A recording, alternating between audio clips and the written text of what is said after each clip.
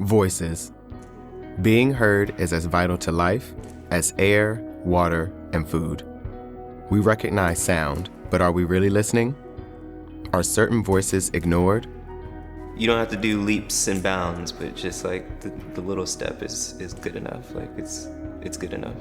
In every groups of people and every social circle, there will be those individuals who have been hurt. You can't talk about Black Lives Matter, and meanwhile, queer Black folks are out here doing the work or on the ground every day fighting for the collective liberation of Black people. For something as all-encompassing as God, I felt like it was pretty much being put in a box. There is still something connecting me to a greater whole, and that I'm still representative, even though people would probably disagree, but I'm even more representative of something that is a part of the divine. Is anyone worthy to access God? Are certain people destined to hell now and in the hereafter? Four Voices offers the mic to young Black people who share their stories of identity, religion, and spirituality. My name is RJ. I am a visual artist. I'm 31, but I like to say I'm eternal. Obviously, I have melanin, so I'm Black. So I define my sexual identity probably somewhere, I'm very much queer. I think that's like a good blanket kind of, I guess, label. What I'm most proud of in my life right now, I would say, would be the fact that I didn't give up on my craft.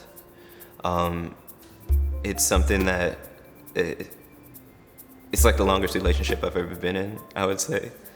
And it kind of kept me grounded, it kept me lifted. Yeah, I'm most proud of that, and I'm most proud that I kind of just, I'm still here. There are a lot of times where I felt like I did not want to be.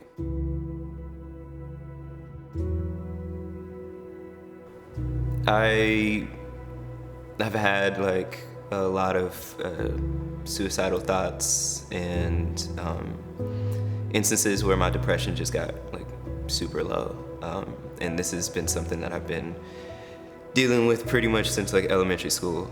Like sometimes it would be like a romanticized idea to just kind of check out, like be like, I don't know if I could do another day of this. Like, and especially when you're low and you don't even see the edge on something to like climb back out of, like that plays into my imagination a lot. And it just gets like compiled and compounded and compounded. And so I've tried to like develop practices, like kind of surround myself in like in better environments that will, affirm my sovereignty and like kind of like push me to, be like, you know what? You don't have to do leaps and bounds, but just like the little step is good enough. Like it's good enough. So my spiritual journey started super early. I'm a Black kid from the South. Growing up, especially underneath my dad's household, it was mass. I was an altar boy. I was in a predominantly white school because I was in the school that was connected to the diocese, and so that came with its own set of hurdles. When my parents got divorced, my mom, she became a non-denominational minister. And so she's like imparting her viewpoints and her form of like accessing God to me. And then I became like a hardcore like Bible thumper. I'm teaching Bible study because I'm literally like obsessed with reading and flipping through concordance. Like me and my mom would just be up, like that was one of our little bonding things, was like that's what we used to do. And then it wasn't until I went to my first public school and I had this crush on this girl.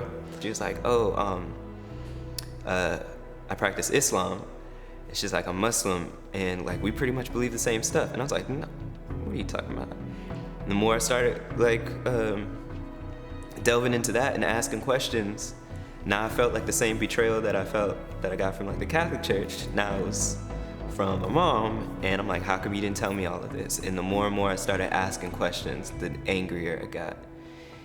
I wish they were just honest about the things that they didn't know. When you already start to play this hierarchy and this I can't be challenged, what I say. One, I don't think that's a healthy relationship with, child parent, but I don't think that's a healthy relationship in just any regard. I wish my dad was more verbally affirming, very verbally abusive. I grew up with my mom saying faggot and punk, like just casually in the house. And I'm like, wow, out of your 4 natural born children, 3 of them are faggots and punks, so like, what's up? When your formative years are spent associating goodness and divinity and charity and piety and all of these concepts of like what it means to be pure is always associated with, something that is anti-you. Like I really had to like strip things back. I didn't want my relationship with the source to be something that was secondhand or thirdhand or, separated by 2,000 years. I feel like we can learn from anything. And there are a lot of pieces that I still hold from my Christianity, like upbringing. But I also, believe in, the works of like Lao Tzu and like, going with the flow, the Tao, like that's the way. Like those are things that I really, kind of hold near and dear to me. And even a lot of the archetypes and stuff like that of other faiths, I think are super important, and they've found their way into this amalgam that is me now, so. I used to identify more so specifically as kind of like a pansexual, but then how I understand like my sexual orientation is to kind of be almost in a kind of like a changing and rotating kind of role. And as a trans woman, I identify specifically kind of like in the gender spectrum, or like how I kind of like to think of it as kind of like the gender sphere is kind of like more so on the feminine side. It really is, I've noticed that it feels best. I used to identify more so kind of like non-binary specifically, but then how I started to understand what gender was for me was that it was more so always kind of devoted to this kind of specific feminine energy. I kind of sort of knew in some kind of very like unspoken way about everything when I was younger. And that's when I was like, I'm talking like 3, 4. But I just didn't have like the language to kind of like really talk about it. And I didn't really have the understanding that what I was feeling and what I was understanding was a concept. And so I always kind of attributed like being like manhood and kind of understanding that as being part of, some of the societal kind of recognitions, and that and I always kind of understood that at some point you would just reach a milestone and you would kind of feel it and you would kind of understand what it was and you would kind of really take to it. My father, I remember even when I was like 7 or 8, I remember I was watching TV and there was a pride parade going on, and then he was walking by my room and then he shouted some slurs at them, and just like it was just very negative, hateful reaction. But then when I was a little bit older, when I was about 12, 13 or so, there is this moment with my mom specifically, and I kind of laugh on it now, but so one of my uncles is in a home, and so we basically always go and visit him for his birthday. And I remember he stepped out, and it was just me and her. I was just watching TV, and then she kind of like turns to me, and she's trying to muster up the courage to ask, but she's like, do you want to be the girlfriend in the relationship? And that's what she just kind of says to me, just trying to like, as I translate it now to like, are you gay? That's like what she was trying to say, and how I translated that out now. And at that moment, I was like, no, what could you ever mean? Like, no, knowing who I am now. And I recognize that now as like her attempt and that she tried on some level. She wasn't rejecting. It was kind of like, that was kind of like the message she was trying to send a little bit. And it wasn't very explicit, but it was like somewhat of the way there. And it's just more so kind of like, well, I want to know who my child is. And I think out of that place comes a little bit of acceptance and a little bit of, I want to work with you. I don't understand, but I love you. And that's what I would love to have had a little bit more of. And especially when I was younger, and to really just get a little bit more of that kind of like, assurance. So I originally have just kept with our family's traditional faith, what's been traditional spirituality for my family as Black Southerners. And for us, that's been the Missionary Baptist Church, which is not always particularly friendly. But in that, I have always recognized the truth and the dedication that comes with the faith. I do still feel just the attachment of, that there is a larger world out there and that there is a larger divine presence. Even though people would probably disagree, but I'm even more representative of something that is a part of the divine, and not necessarily more separate from it. I contribute just by my existence to the real, true depth of diversity that is a part of just like humanity. There are so few people that understand what I understand on this kind of deep personal level. And that's not necessarily anything kind of like I'm better than people, but it's more so kind of like, well, this is part of the truth that we don't see or that we don't want to see. And so I understand myself as to be part of the faith in just different form, just different, much rarer form. And that power and my recognizing of it is kind of just imbued in my existence, and not necessarily in the pulpit and not necessarily with preachers. It's that by me recognizing who I am, then that gives the power to my faith. I define my sexual identity, well, I'll say it like this. It's an ongoing work in progress. I think when I primarily realized that I was a part of the LGBTQ community, I identified just as gay, bisexual, then gay. And then as I've gone throughout the last couple of years, I've learned so much about gender and sexuality. I think I like to identify now as queer, gender non-conforming, no, but just more so as queer because there's so much that you could say about gender, but I've learned a lot, and I think now I would just like to be a queer or person. Yeah, growing up in the South, in a Black home, in a predominantly Christian home, and very, very strict, I was afraid to identify within myself wholeheartedly with the identity as a gay or queer or gender non-conforming person, because my family comes from a devout Seventh-day Adventist background, and so I had one mindset of who I was supposed to be and what I thought spirituality and Christianity was, and then I kind of, as I started to come out and really understand myself more, realized that I was being taught indoctrination. I was being given a way of life through the eyes and through the voices of other people. And so I began my journey of unlearning some of what seemingly really is not necessarily fact. You used to think as a child, oh, my mom said that the Bible said this, so it's true, or that, certain person said that, so it's true. But I had to realize that some of these things that are quote unquote indoctrines or truth are opinions. There's a bigger picture than just one pigeonhole belief system. There's practices from thousands of years before, Christianity even existed.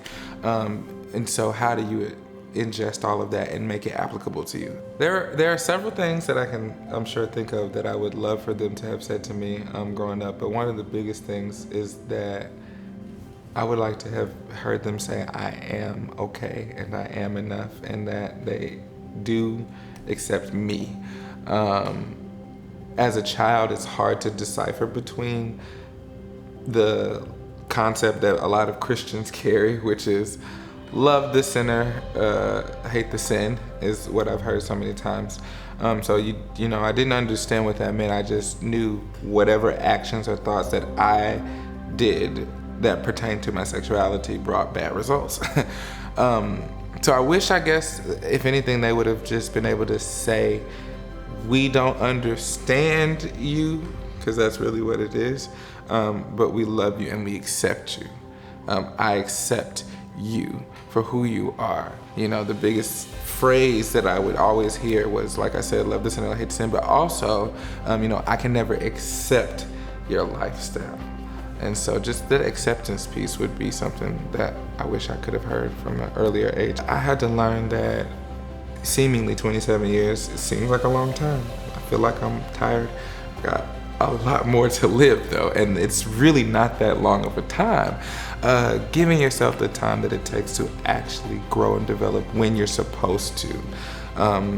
But to know yourself and to be okay with who you are. Learn to accept the things that you cannot change and work on the things that you know you can change. But if you know yourself and you are true to that person, you'll never be wrong. Yeah. Yeah, so I would describe myself as queer, just because I feel like sexuality is fluid. Yeah, just queer because it flows between whatever the weather is, basically. Like, yeah. What I'm most proud of right now, I would say, is probably my work as an organizer, more so my dedication to organizing. I have been through ups and downs doing this work. Whether it be marginal employment, 2 stints of homelessness, right? And just trying to find that balance. But no matter what, I know that this work is what I'm called to do. I use the word calling because God has put me in places that I had no business in, right? Because through organizing, I found God, right? Going to Ferguson, Labor Day weekend after Mike Brown got murdered. I met a lot of radical clergy, and at that time I wasn't dealing with the church or religion at that point for any matter, but just looking at the spaces that I've been in, the opportunities I've been given, there's no other answer besides like God has put me in this place, whether I want to be there or not. Something just is kind of like Jeremiah. Sometimes I compare myself to Jeremiah in that I don't want to do it, but after a while that fire gets shut up in your bones and you just gotta let it out. Don't think that God, that because you're a child or a cousin, whoever is queer or LGBTQ, that they're going to hell or that they can't be saved. No, that's who God's going to work through. Just look at the Bible, right? God didn't go through some hierarchical, well-to-do means to bring Jesus here. He went to one of the poorest demographics, right? The low ladder of our society is where our greatest, his greatest work came from. Voices should be heard. They must be heard. Who will become an ally and follow leaders who may not look like or live like them? Who will sacrifice money and time? Who is willing to become a co-conspirator to proactively whittle away at forces that oppress large swaths of society? Yeah, I do think that the Black Lives Matter movement is changing the conversation. It's kind of breathed in more life into like the fight for civil rights. So I think the Black Lives Matter movement is pushing a conversation and or narratives that are so far behind as it pertains to the negligence specifically in the Black community with identifying and accepting the LGBTQ community within itself. It's like I don't think that you should be able to pick and choose which Black life matters.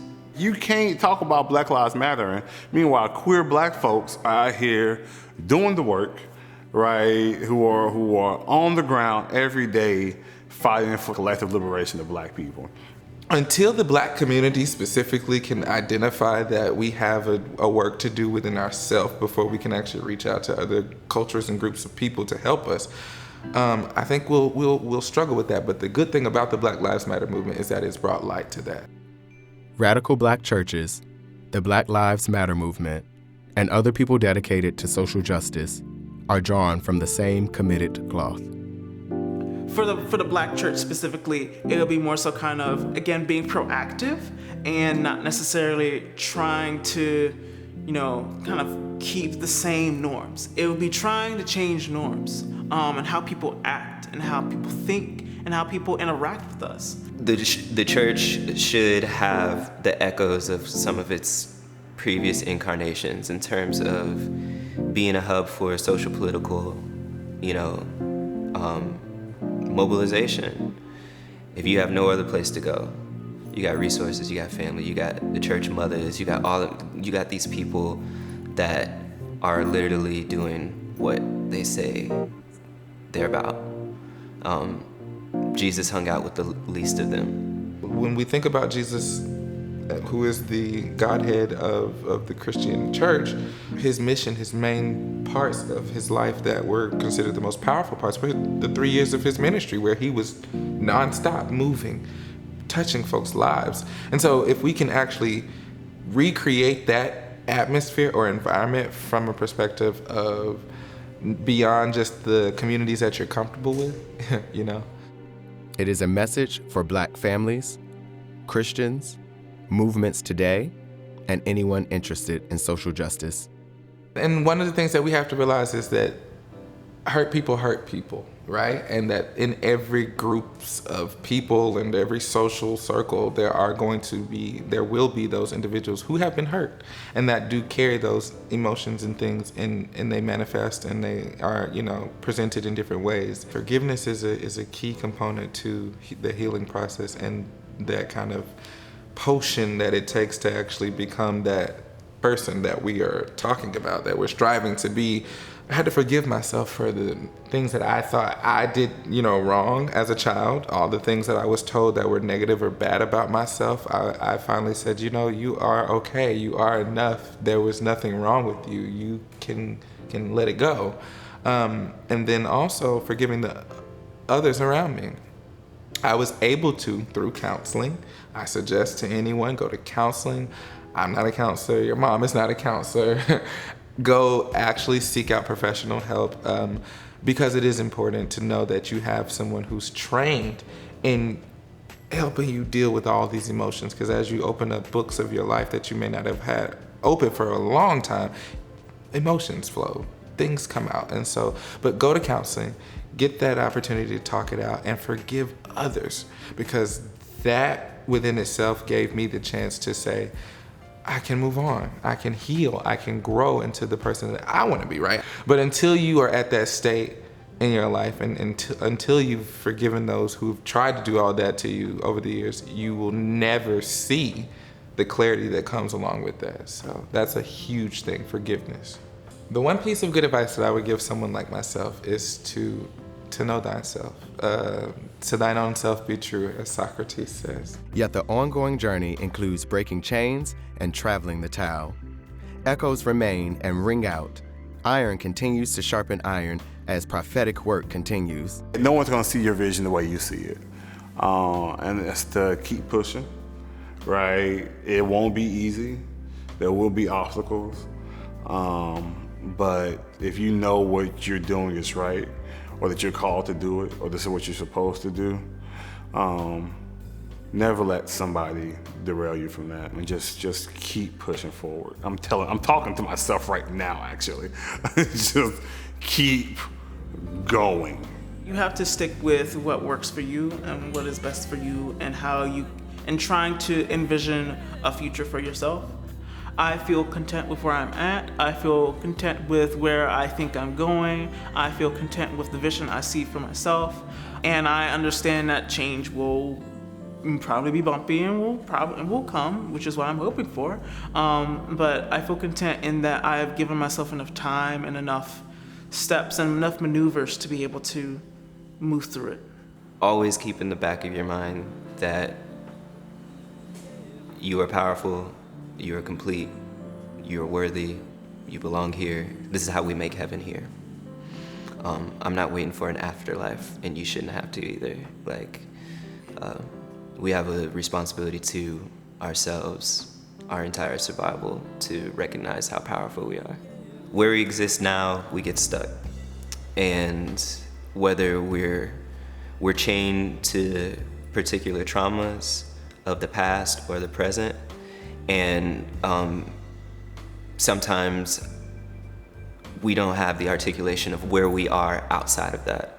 So in the future, I see my work being a vehicle for re-accessing that space. Like, I want my art to have anybody who looks at it be like, you know, I am a divine being. I do respect my neighbor. I do love my friends, my family, and people who may not agree with me. Like, I understand that we're fragments of the same thing, and the only way that we're going to ever, you know, ascend is if we amend.